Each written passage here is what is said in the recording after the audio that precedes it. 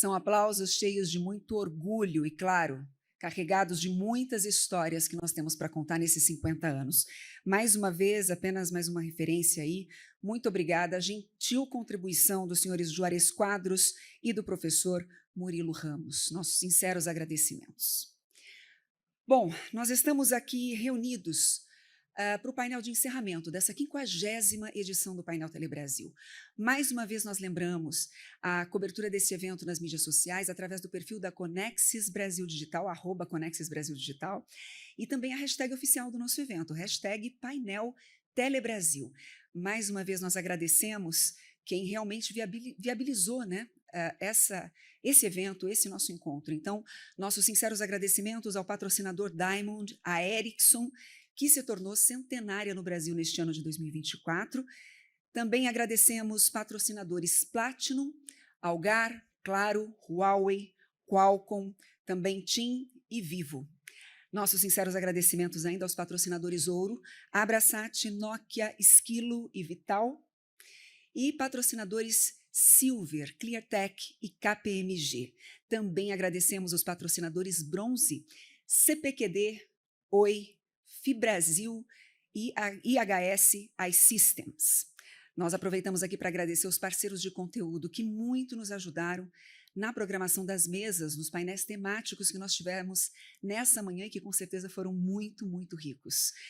CGI BR, também GSMA, Abrasat, União Europeia, Machado Meyer, Barral Parente Pinheiro e Senai.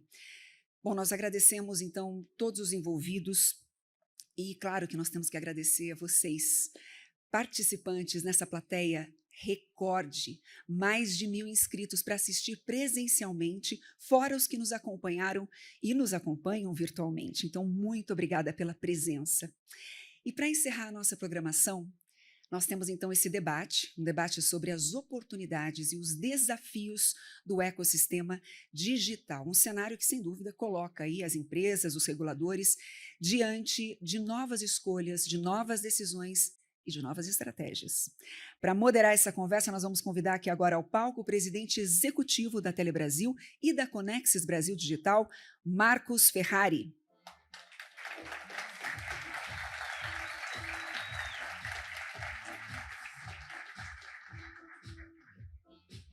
Seja bem-vindo, por favor. Muito bem, e para debater esse assunto, vamos receber o presidente da Anatel, Carlos Baigorre.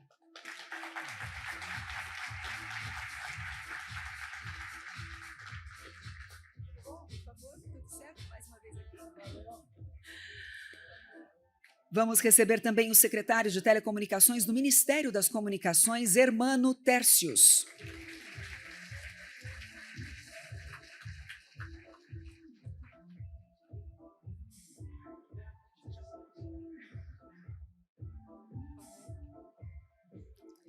Nós vamos receber também ele que é o vice-presidente de Assuntos Regulatórios e Institucionais da TIM, Mário Girassoli.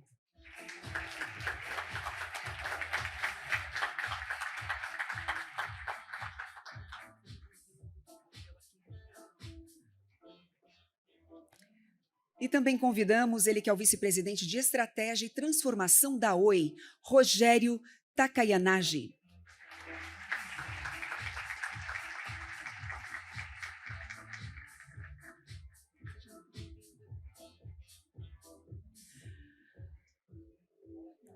Muito bem, agora sim todos preparados para esse que é o último painel deste nosso encontro. Apenas um instante.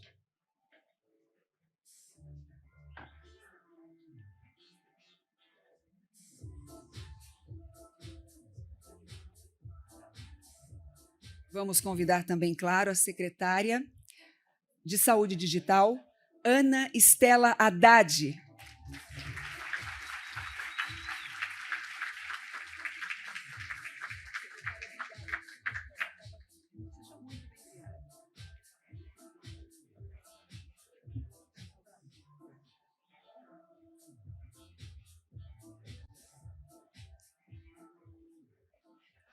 Muito bem, agora sim estamos preparados. Faltava a presença ilustre da secretária, que, inclusive, separou um espaço especial na agenda para estar aqui conosco. Então, mais uma vez, muito obrigada por estar conosco nessa manhã, aliás, nessa tarde já, né, encerrando o nosso painel Telebrasil, nessa edição tão especial, edição de 50 anos. Agora sim, todos prontos, todos já preparados, espero que vocês também estejam para essa discussão que com certeza será transformadora. Com a palavra, o moderador. Boa tarde a todos, boa tarde a todas. Está comentando aqui com o presidente Baigorre, que muita felicidade ver o último painel cheio assim, né? Realmente auditório lotado. Então, fico bastante feliz, né? Cumprimentar também todos os nossos colegas aqui desse painel. Cumprimentar, em especial, né, a única mulher representante aqui, a secretária Ana Estela, e começarmos, né, um debate que, sem dúvida alguma, permeia várias áreas do governo, da sociedade. Bom, os avanços que houve nesses últimos 50 anos são bastante nítidos e ficaram bem patentes no vídeo que acabou de passar, né? Eu acho que ali, em 8 minutos, a gente conseguiu contar essa história de como foi a evolução do setor nesse período, né? E hoje nós temos um país amplamente digitalizado. Eu falei amplamente porque não é 100%. Nós temos muitos desafios ainda para conectar justamente uma boa parte da população que não tem acesso à conectividade, e, da mesma forma, como conectar melhor os já conectados, né? Há pouco tempo atrás, conforme nós vimos no vídeo, nós tínhamos o ecossistema, ele era basicamente o setor de telecomunicações, né? Ele era um serviço fim a fim, né? Hoje, com o advento da internet, nós temos um ecossistema muito mais complexo, com diversos atores que fazem parte desse ecossistema, né? Portanto, né, a grande questão desse painel aqui é discutir como que, né, as empresas de telecomunicações, as empresas de internet, o governo, a sociedade de modo geral, podem contribuir para a melhoria e a sustentabilidade do futuro das redes de telecomunicações, né? Então, começando nosso debate, aí, se os meninos me permitem, eu começarei com a secretária Ana Estela Haddad, e aí eu faço uma pergunta inicial, né? Eu vou tentar aqui também ser breve, porque é o nosso último painel, e vamos lá. Na visão da senhora, quais os grandes desafios que se colocam hoje para que o Brasil possa avançar na digitalização dos serviços de saúde? Uma primeira pergunta provocativa. Bem, muito bom dia. Eu queria parabenizar o Dr. Marcos Ferrari, em seu nome, como presidente, a Telebrás pelos 50 anos, dizer da satisfação e agradecer o convite, em nome do Ministério da Saúde e da nossa ministra Anísia Trindade, e também cumprimentar o presidente da Anatel, Dr. Carlos Baigorre, o secretário de Telecomunicações, Hermano Tércios, também presidente do FUST, que tem apoiado até a conectividade para a saúde, agradecer o vice-presidente da TIM, Dr. Mário Grazoli, e o vice-presidente da Oi, Rogério Takainan. Desculpa. Bom, dizer para vocês, e obrigada, doutor Marcos, pela pergunta, a ministra Anísia criou, no início do ano passado, a Secretaria de Informação e Saúde Digital. Então, passamos a ter uma articulação e uma política fim para a transformação digital do Sistema Único de Saúde. Eu acho que isso tem nos permitido dar saltos muito importantes. No início desse ano, nós lançamos o programa SUS Digital, com um investimento de R$ 464 milhões esse ano, repassados fundo a fundo para as secretarias estaduais e municipais de saúde, e com uma meta e plano para ser alcançado. E dentro dessa meta, eu destacaria apenas a etapa 2. A etapa 1 é o diagnóstico situacional da rede de atenção, mas a etapa 2 é o diagnóstico. Nós criamos um índice nacional para medir a maturidade em saúde digital. Eu estive agora há pouco num evento também sobre cibersegurança do GSI, e eles estavam comentando sobre o índice de maturidade digital do ITU, né?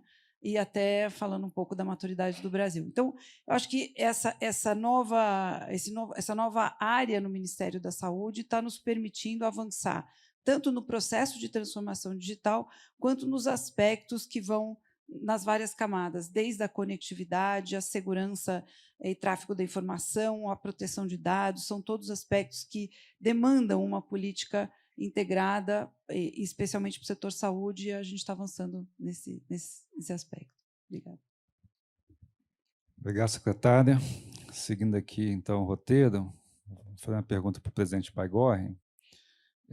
Bom, todo esse ecossistema, né, a base que sustenta, que o sustenta é justamente o setor de telecomunicações. Então, naturalmente, é de se esperar que tenhamos, né, uma percepção da Anatel em relação a esse futuro digital, né? E aí a pergunta que eu faço é o seguinte: o que esperar do papel da Anatel na regulação do ecossistema digital diante da atuação que já acontece hoje e da dinâmica de mercado que está por vir? Obrigado, Ferrari. Boa tarde a todos. Saudar a todos que compõem aqui esse último painel. Bom, essa percepção, Ferrari, que você colocou é fundamentalmente a visão estratégica da Anatel, e não é a visão estratégica do Baigorre, do Caram, é da Anatel, prevista lá no nosso planejamento estratégico 2023-2027, que é a discussão sobre o reposicionamento e a necessidade de um repensar do papel do Estado nesse ambiente digital. Como você colocou, lá em 1998, quando foi feita a privatização, o serviço, a rede era o próprio serviço. É claro que existiam alguns serviços, o telehoróscopo, o telenamoro, o telecinema, que eram serviços que rodavam em cima da rede, mas eles eram marginais, ali eram residuais, né? E hoje o que a gente tem é que a maior parte existem diversos outros serviços que rodam em cima da rede de telecomunicações, que a lei prevê como serviços de valor adicionado, e que eles acabam tendo um papel cada vez mais relevante nesse grande ecossistema digital, que fica cada vez mais complexo e começam a surgir tensões entre os agentes desse ecossistema. Toda essa discussão de fair share que começou lá nos Estados Unidos ou na Europa, e que agora tem o seu reflexo no debate de regulamento de deveres dos usuários, que a Anatel fez tomadas de subsídios ao longo desse ano, refletem essa tensão. E a gente começa a ver essa tensão em outros setores também, né? Por exemplo, com a decisão do Supremo Tribunal Federal de bloqueio do X, também assim, a Anatel tem que bloquear o X, sendo que o X é, na verdade, uma plataforma de rede social que não é regulada pela Anatel. Mas o Estado precisa, para manter a sua soberania, para manter um mínimo de soberania no ambiente digital, de ter algum acesso, algum controle sobre a infraestrutura. Recentemente também, com a entrada da lei das bets, a Anatel também foi chamada pelo Ministério da Fazenda, pela Secretaria de Prêmios e Apostas, para bloquear 2.000 bets, e agora vem uma segunda lista com mais 1.000 bets. Então, assim, você começa a ver que o próprio Estado brasileiro está tendo que se reposicionar nesse ambiente cada vez mais complexo. E o que a Anatel tem colocado, tanto no Congresso Nacional, no governo, nos eventos e tudo mais, é de que é preciso repensar qual é esse papel. Como é que o Estado brasileiro vai se posicionar diante disso, diante dessa nova realidade, e como garantir, o que eu falei no vídeo aí que passaram, exatamente você falou, que o setor de telecomunicações é a base, é a fundação de todo esse ecossistema. E se essa fundação não tiver saudável, não tiver sustentabilidade, o ecossistema como um todo se fragiliza. Eu, ao longo dos últimos anos, desde a discussão do Marco Civil da Internet, eu sempre percebi uma visão muito maniqueísta, assim, dicotômica entre as empresas de telecom e as empresas de internet. E eu vejo que essa visão dicotômica começa a desaparecer, à medida em que ambos os setores percebem que a relação é muito mais de simbiose, de complementaridade do que de competição. Porque assim, se não tiver aplicações que o cidadão queira, ele não tem por que contratar cada vez mais conectividade, cada vez o 4G, o 5G, fibra ótica de 1 gigabit por segundo. Então, se não tiverem essas aplicações, a rede não tem muito valor. E se não tiver a rede, as aplicações também não têm acesso. Então, é uma relação muito mais de simbiose, de um apoiar o outro, do que uma visão competitiva. Agora, a questão é como encontrar um equilíbrio que faça com que esse ecossistema floresça da forma mais eficiente e que possa trazer todo o seu potencial para a sociedade brasileira. E o que eu acho que assim, o grande desafio posto aqui é para o Estado brasileiro, de como ele vai se posicionar nesse ecossistema cada vez mais complexo. Hoje, o Estado brasileiro, basicamente, ele atua somente na rede de telecomunicações. Quando você pensa em plataforma, em redes sociais, não existe. Não existe. Existem atuações pontuais. Quando a gente fala de data centers, o Caran estava falando antes, a gente precisava pensar na política de data centers, alguma coisa. Quando a gente pensa em inteligência artificial, está tendo um debate no Congresso. Mas o ecossistema está cada vez mais complexo e eu acho que hoje o principal desafio é sobre como o Estado vai se reposicionar para, no mínimo, garantir que o Estado ainda consiga ter soberania nesse ambiente. Porque se o Estado não consegue fazer valer a decisão da Suprema Corte de um país, a conclusão é que esse país não tem soberania no ambiente digital. Tão simples assim. É um desafio mundial, né? Nós estamos participando de muitos debates internacionais.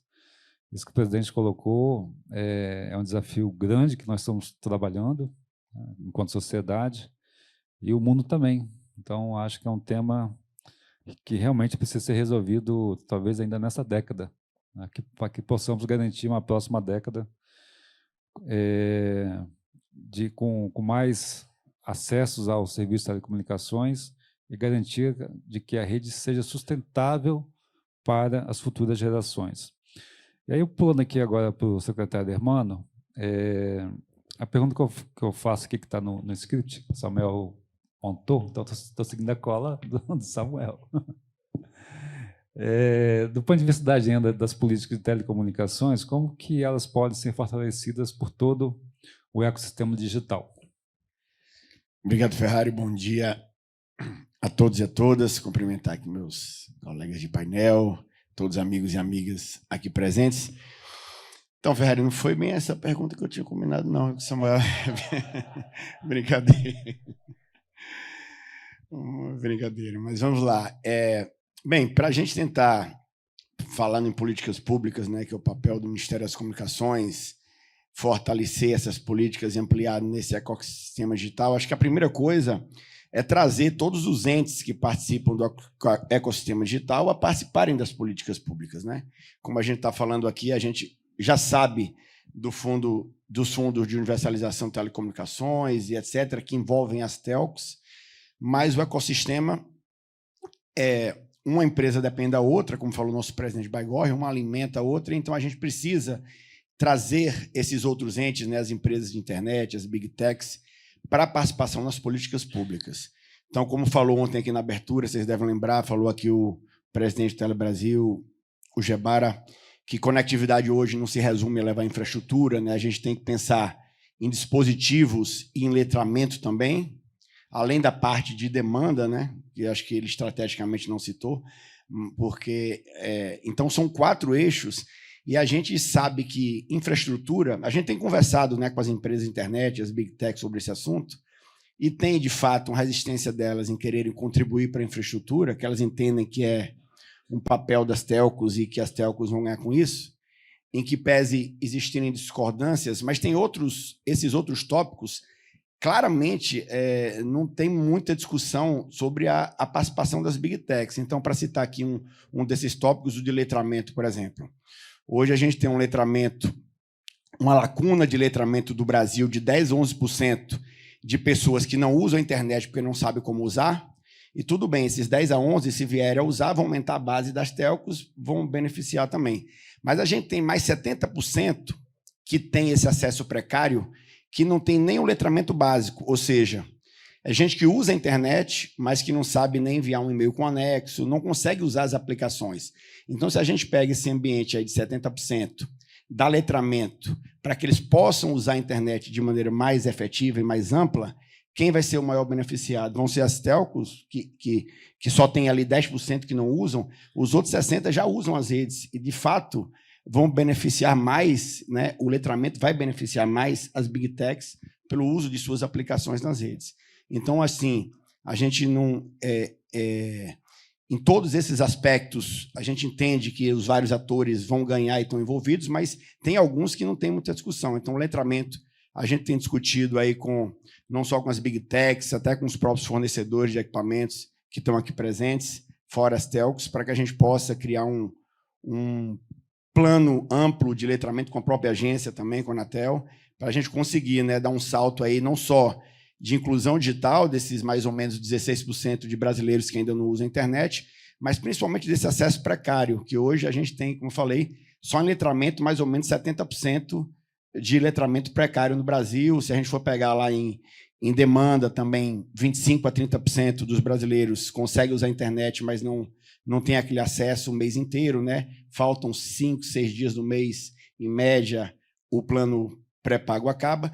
Mas, assim, em geral, então, respondendo de maneira mais direta, a gente trazer esses outros atores, a gente tem discutido amplamente aí com eles para que a gente consiga trazê-los e de maneira também que essa participação fique dentro do ecossistema, né? Que a gente não tenha uma participação deles de uma maneira, por exemplo, de imposto, que vá subsidiar outras áreas e não fortalecer o ecossistema, mas que o apoio fique dentro, porque a gente sabe que a lacuna do ecossistema é grande, né? Se a gente for calcular aqui esses 3 pontos que eu falei, infraestrutura, letramento e demanda, a gente vê que a necessidade aí passa da casa, dá 2 leilões de 5G, mais ou menos, algumas estimativas que a gente fez, então 80 bi, mais do que isso, e a gente arrecada com FUSH 1 bi por ano, mais meio com Funtel, então a gente vê que a necessidade é muito grande ainda e a gente precisa da colaboração desses outros entes, das empresas de internet, das big techs, junto com as telcos.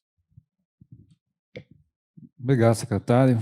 De fato, é importante trazer outros atores aí para colaborar com a expansão da rede, né? E não só a expansão, como também ter o acesso de qualidade, né?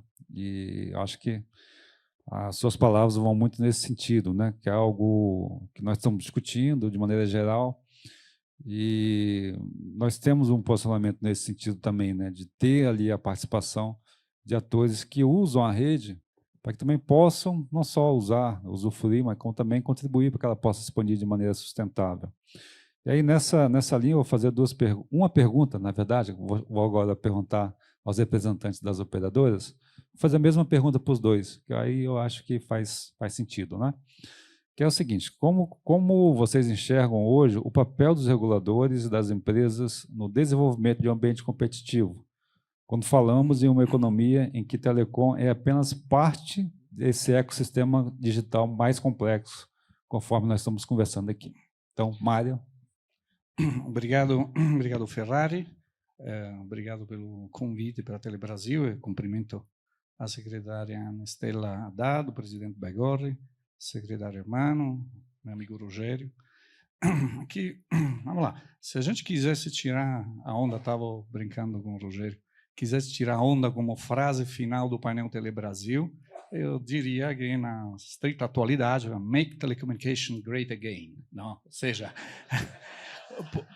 porque é evidente que nós estamos falando de como construir um futuro sobre bases que o passado não entrega mais. Isso aqui já estamos de alguma forma de acordo. Aí, entrando aqui, eu fui pesquisar, perguntei para ChatGPT, qual é a definição de ecossistema? Porque aqui todo mundo fala de ecossistemas. Vou ler aqui. Ele diz: o ecossistema é um conjunto formado de seres que interagem entre si e com o ambiente. Ok, então vamos ver quais são esses seres que interagem entre si. Então, o tema é entender quais são os seres e o que significa interação. É aqui um pouco a definição do papel depois de do regulador do ambiente, dessa interação. Eu vejo praticamente três grandes camadas com que se forma esse ecossistema onde esses seres se rodam. É uma camada analógica, não subestimamos o poder do analógico no digital, a camada analógica de infraestrutura passiva, ou seja, ferro e cimento de torres, dutos e toda a poeira sobre a qual é construída a internet.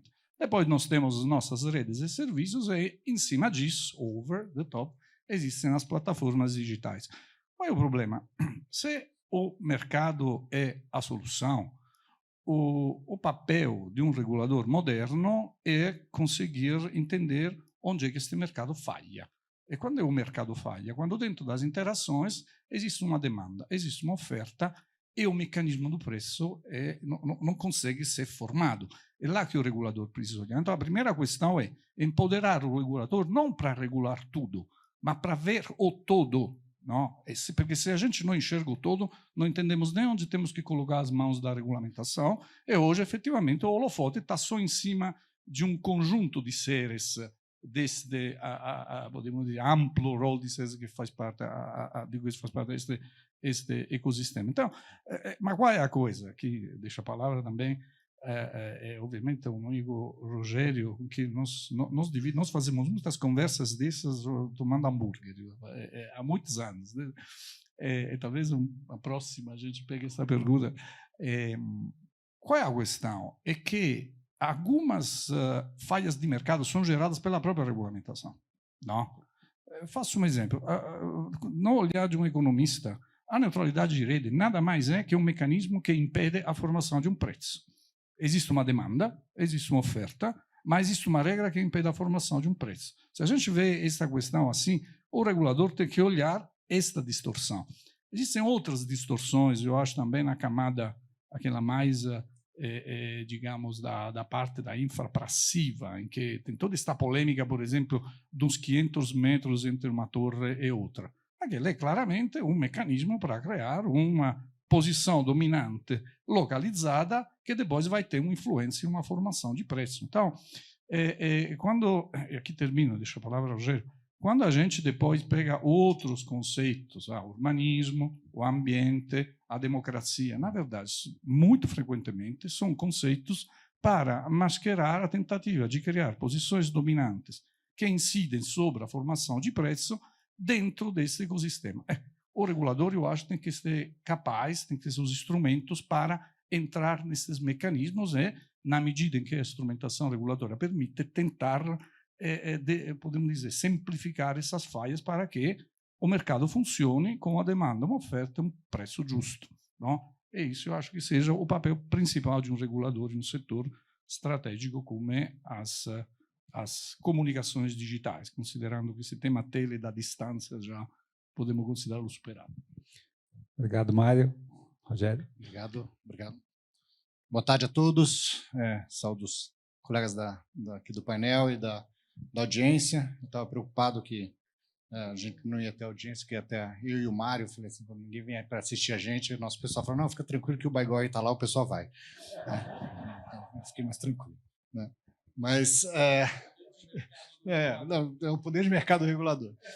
Mas acho que com relação ao papel do regulador, não é simples e é bastante ingrato, porque a gente sabe que a regulamentação, até pelo próprio processo, ela caminha mais lenta do que a tecnologia, do que as regras de mercado. Então, o grande desafio do regulador é que ele tem que conseguir prever o futuro. Né? Se a gente imagina, mesmo lá atrás, a gente viu aqui, na época da LGT, o pessoal conseguiu adivinhar 15, 20 anos para frente e criar mecanismos que estimularam investimento, crescimento. Com o tempo ela foi ficando desatualizada e obviamente agora a gente precisa de novos frameworks, nova evolução, mas o regulador infelizmente tem esse papel ingrato de não só prever o futuro como acertar, né? E o futuro está muito mais incerto. Lá atrás, quando se falava de infraestrutura, praticamente um monopólio infraestrutural, as regras eram para atrair investimento, forçar a universalização, criar competição, mas eram poucos atores, poucos seres nesse ecossistema. Então, para o Baigói poder esnobar os antecessores, era muito mais fácil a vida. Né? Hoje tem esse desafio de de tentar entender como influenciar, não só para, ao mesmo tempo, atrair investimentos, porque a gente sabe que precisa dessa infraestrutura, mas criar o desenvolvimento do lado da demanda, ou seja, como é que não só o letramento, mas o ambiente de negócio vai ser favorável a fomentar a inovação, não há mais aquele domínio da infraestrutura, então você popula, a cada momento nasce uma startup nova numa garagem que demanda infraestrutura, que usa APIs que já estão abertas, então você não tem mais a necessidade de regular o acesso à infraestrutura, mas você tem que conseguir criar estímulos e, por outro lado, proteger o usuário, proteger os dados, proteger a soberania nacional. Então, as alavancas que se tinham, que foram introduzidas na época da LGT, da privatização e nas últimas décadas, talvez não necessariamente não funcionam, mas não são as alavancas para o futuro, né? Então, talvez o desafio seja realmente definir aí, talvez com dois chapéus quase que antagônicos. Um é a infraestrutura de base, né? E nós, como operadoras, sabemos bem quanto dinheiro se coloca, a pressão que a gente tem do acionista para dar um retorno, tem que pagar dívida, tem que investir, tem que cumprir obrigação, mas a gente sabe que sem essa infraestrutura, sem esse alicerce, todo o futuro não existe, né? É inútil você falar de aplicações se você não tiver uma infraestrutura robusta.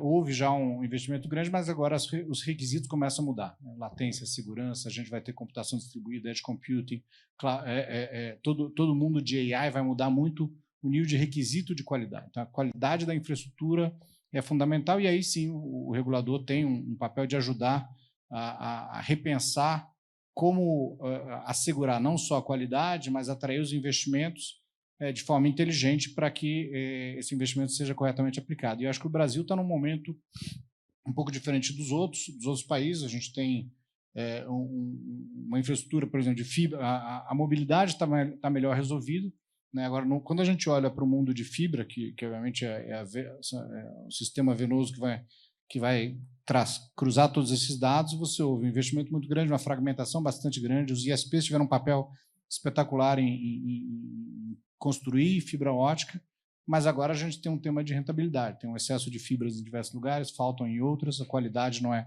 garantida, então os modelos agora vão se formar para um modelo mais maduro de infraestrutura disponível. Tem testes aí desde de consolidação, redes neutras, modelos de negócio diferentes, então esse papel aqui do regulador vai ser fundamental em garantir que essa infraestrutura está otimizada. E pensando no futuro, mudando totalmente o chapéu, em que há uma necessidade talvez menor da intervenção direta, mas muito mais de criar incentivos, criar mecanismos que fomentem esse ecossistema, tragam o lado da demanda, tentando proteger, mas sem travar, né? Porque, no final das contas, apesar da gente estar falando de soberania, né, Bagó, uma aplicação, um serviço criado aqui é utilizado na Índia, um serviço criado na Indonésia vai ser utilizado aqui, né? Então, um empreendedor brasileiro está competindo com um indiano, um chinês, talvez um empreendedor que esteja na Rússia desenvolvendo um aplicativo utilizado para cá. Então, tem que proteger, estimular. Não é simples. Então, não tendo uma resposta, obviamente, a gente passa de volta para os longemirantes reguladores para tentar nos dar a visão. Obrigado, Rogério. Bom, secretário, está vendo que o tema é polêmico, né? Os temas aqui são bastante discutidos, são inúmeras conversas, mas eu vou usar a expressão que ontem foi usada e voltar para a nossa convidada, né, a secretária Ana Estela Haddad. Por que convidada, né? Porque ontem estava tendo aqui um painel muito parecido e tinha o Itaú, né, sobre o Open Gateway. E o moderador, né, se referiu a ele como convidado, porque era fora do setor de telecomunicações, né? Então, nossa convidada aqui especial, Ana Estela Haddad, voltando à pergunta, né, uma pergunta para a senhora. E aqui eu prometo que eu ofereço só mais uma pergunta para cada, para nós encerrarmos aqui mais ou menos no tempo previsto, né? Bom, a gente está vendo que o ecossistema digital, né, ele ficou muito mais complexo, né? Hoje nós temos a Anatel, que regula parte do ecossistema, né? E aí eu volto à pergunta para a senhora, tendo em vista a política de saúde, né? Porque uma das verticais do setor telecomunicações é a área de saúde, né? Saúde, educação, finanças, né? Agronegócio. A conectividade ela é transversal. Então, como que a senhora vê o papel, né, dos formuladores de política pública e dos reguladores na regulação desse ambiente digital mais complexo, levando em conta os dilemas inerentes, né, ao setor de saúde? Bom, como convidada, eu agradeço o convite. Estando fora do setor, é muito interessante e é sempre um aprendizado para a gente poder estar presente e interagir e entender um pouco os dilemas que estão, para nós, é uma área meio, né? Porque a gente, hoje, para fazer saúde digital, precisa da conectividade, da internet, de toda essa complexidade que vocês tão bem colocaram aqui no painel, né? A gente tem procurado, tem a Anatel, que hoje regula todo o setor de telecomunicações. Na saúde, nós temos a Anvisa, temos a ANS, e estamos, recentemente, pleiteamos, e a partir do começo desse ano, estamos com assento no Conselho da Autoridade Nacional de Proteção de Dados, por exemplo, para que a gente possa fortalecer essa discussão e a complexidade no que envolve os dados sensíveis da saúde. Para citar um exemplo, a questão da conectividade para nós também é fundamental, né? E aí a gente tem construído com o Ministério das Comunicações e acompanhando também os movimentos da Anatel, a questão da conectividade significativa, né? Porque é o que vocês estavam comentando.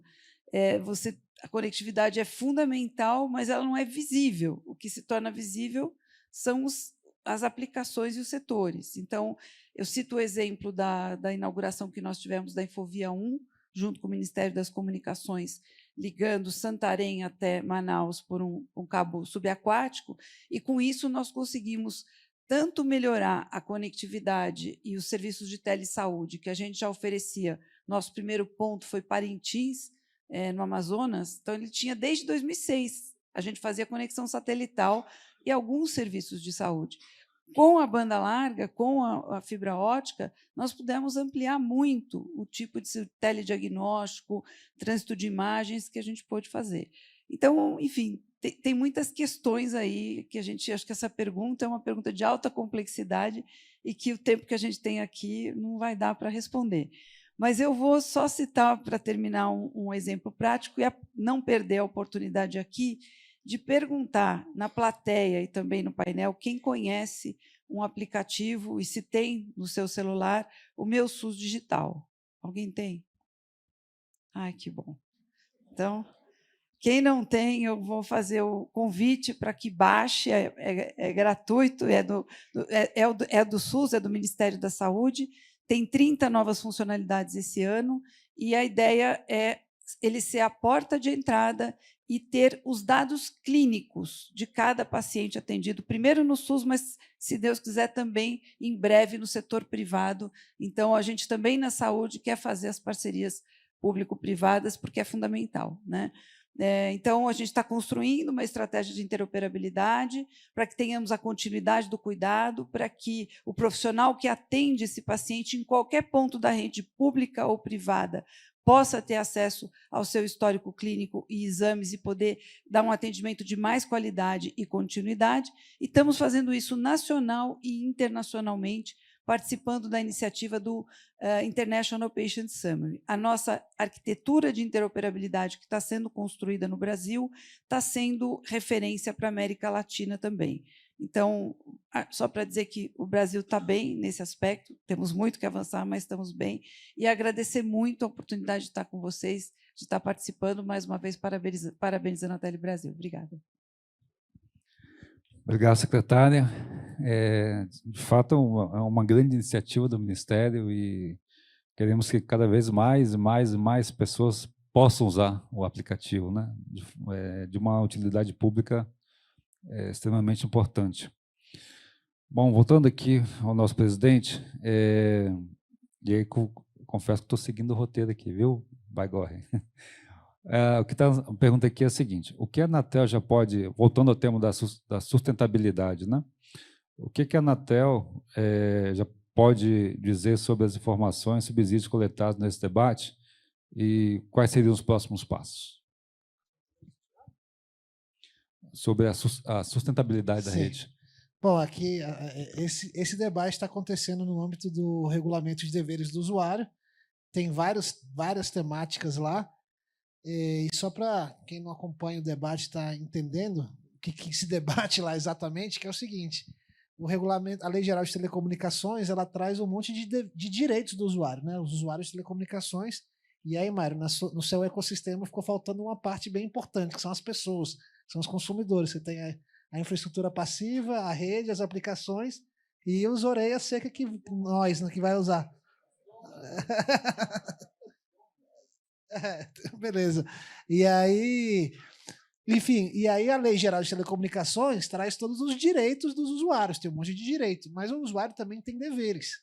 O artigo 4º fala quais são os deveres do usuário. E esse dever do usuário, o principal dever do usuário é usar de forma adequada as redes, equipamentos e serviços de telecomunicações. E esse dispositivo nunca foi regulamentado, nunca foi definido o que é o uso adequado.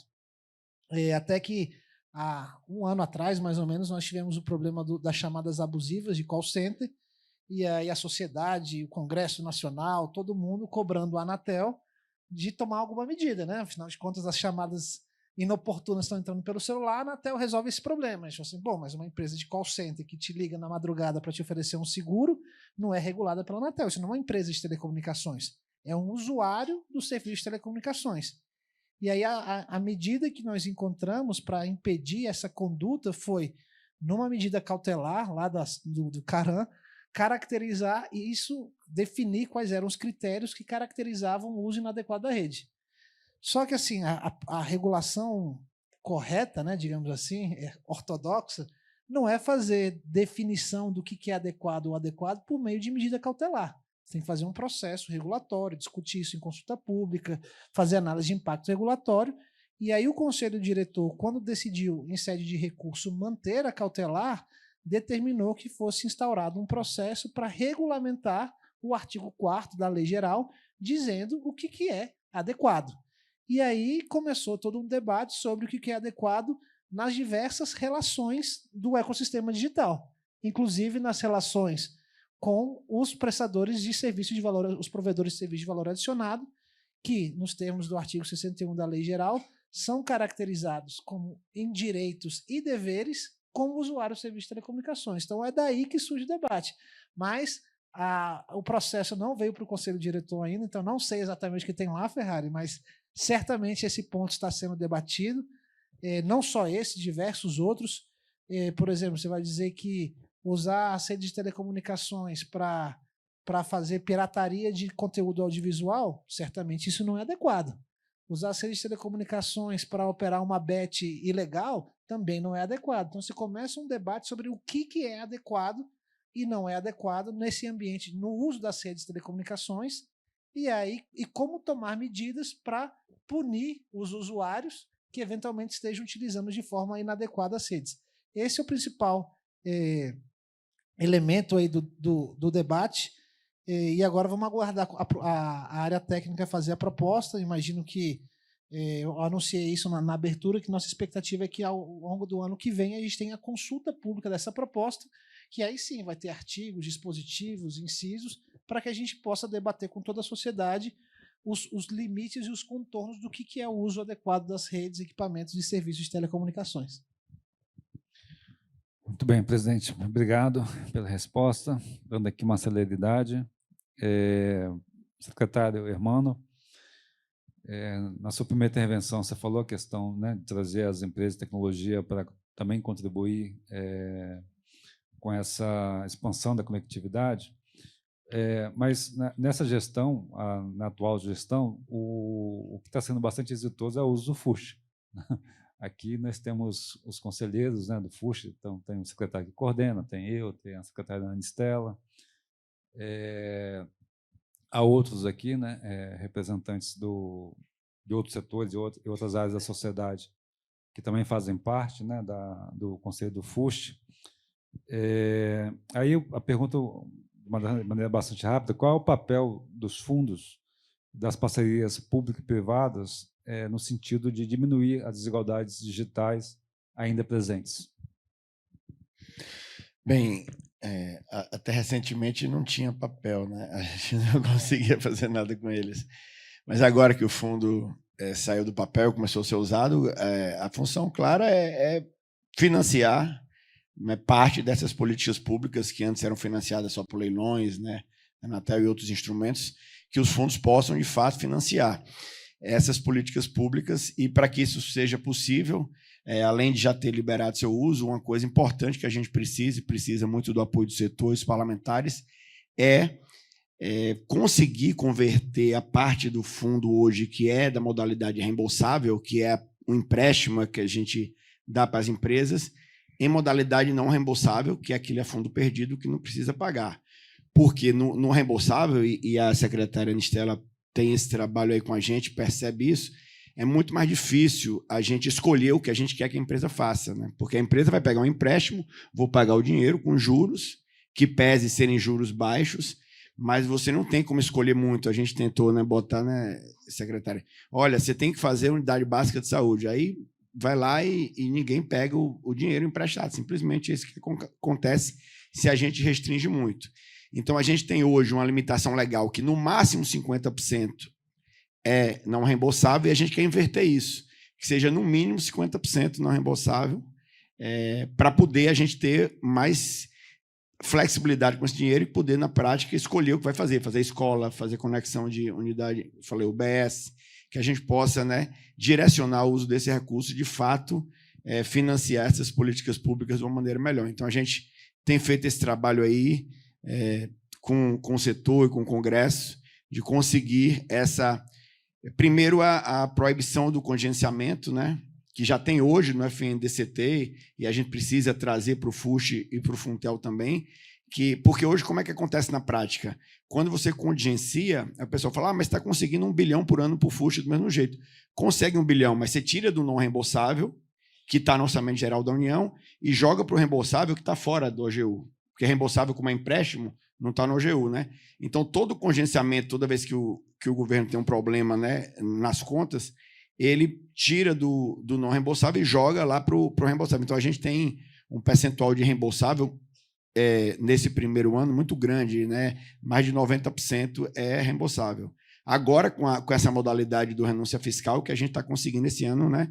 A partir do ano que vem, 40%, 50%. Mas a gente não quer que isso seja o máximo, 40% e 50%, quer sim que seja o mínimo para poder né, elevar esse percentual e a gente conseguir, de fato, usar para políticas públicas mais efetivas. Obrigado, secretário. Eu já fui gestor de vários fundos públicos, eu sei da dificuldade que é, então volto novamente a parabenizar o ministro Juscelino aí por ter conseguido concretizar o uso do FUST. Bom, última pergunta, tanto para o Mário quanto para o Rogério. Como que vocês veem o setor de telecomunicações diante dos desafios trazidos em questões como proteção de dados, segurança, cibernética, concentração de mercado nesse ambiente digital? Começando com o Mário. O Rogério, enfim. Okay.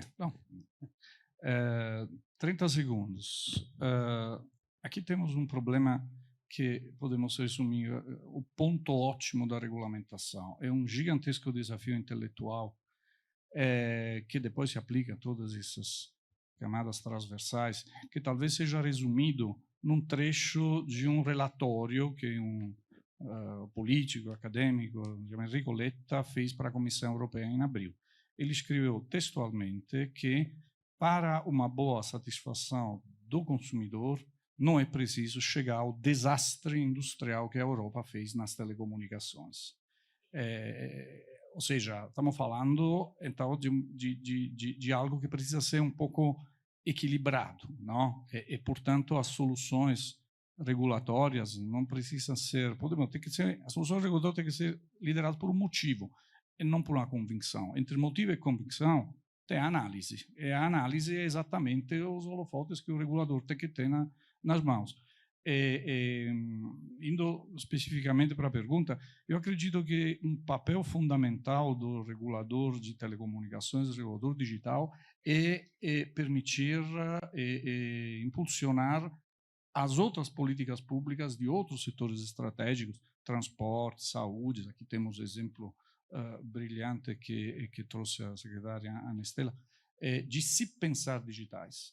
Ou seja, hoje o regulador na vertical de telecom não consegue entregar todo o potencial e todos os riscos que a digitalização leva. Então, este diálogo entre camadas regulatórias que uma vez eram simplesmente verticais distintas, agora se torna sempre mais horizontal. Um exemplo, por exemplo, é a cooperação da Anatel com a NTT. Foi lançado até um prêmio sobre uma iniciativa conjunta de digitalização. Uma vez, nada mais distante que o mundo digital era uma rodovia. Agora não existe uma rodovia sem conectividade, assim como não existe saúde sem conectividade, assim como não existe segurança sem conectividade. Esse papel do regulador de repensar as políticas públicas em função digital é algo sem o qual a gente não pavimenta o futuro. Obrigado. Do ponto de vista de operador, talvez normalmente a vida fica um pouco mais leve. Eu lembro, quase 20 anos atrás, estava morando na Europa quando começou essa discussão de neutralidade de rede, proteção de dados. Acho que, como o Mário falou, isso partiu muito antes, e a gente falava, a lógica é essa, tem que ter por exemplo, um equilíbrio entre os provedores de conteúdo, internet, os operadores de telecomunicações. Engajei em algumas discussões tentando cobrar interconexão dos big tech, e simplesmente via porta fechada, vocês dependem da gente, a gente não depende de vocês, e foi uma discussão muito difícil. E hoje a gente vê um equilíbrio muito maior, né? E isso graças à evolução da própria regulamentação. Agora está falando de fair share, e nesse sentido, nosso papel, que antes acabava entrando meio em contraposição com as techs, você acaba entrando no ecossistema, nesse equilíbrio, e as teles estão muito mais próximas dos reguladores, estão no mesmo lado da mesa em construir esse percurso do que o oposto, né? E nesse sentido acaba sendo até mais fácil para a gente, né? Vem uma determinação do regulador, bloqueia esse IP, a gente bloqueia, não tem muita discussão, a gente cumpre, né? E em outras palavras, somos instrumentos também de ajudar a implementação dessas políticas públicas, até porque a gente entende que isso ajuda no equilíbrio de forças. Então, o regulador tem esse papel de ajudar o equilíbrio de forças nas discussões econômicas, de tal forma, não só, como eu falei antes, atrair o investimento, mas a proteção do usuário, a proteção do próprio ecossistema no seu desenvolvimento. Ok, obrigado, Mário, obrigado, Rogério. Bom, então, chegamos aqui ao fim desse painel. Queria agradecer a todos os panelistas que aqui tiveram presentes, convidá-los, né, para se juntar a nós agora no almoço de encerramento. Ficam todos convidados.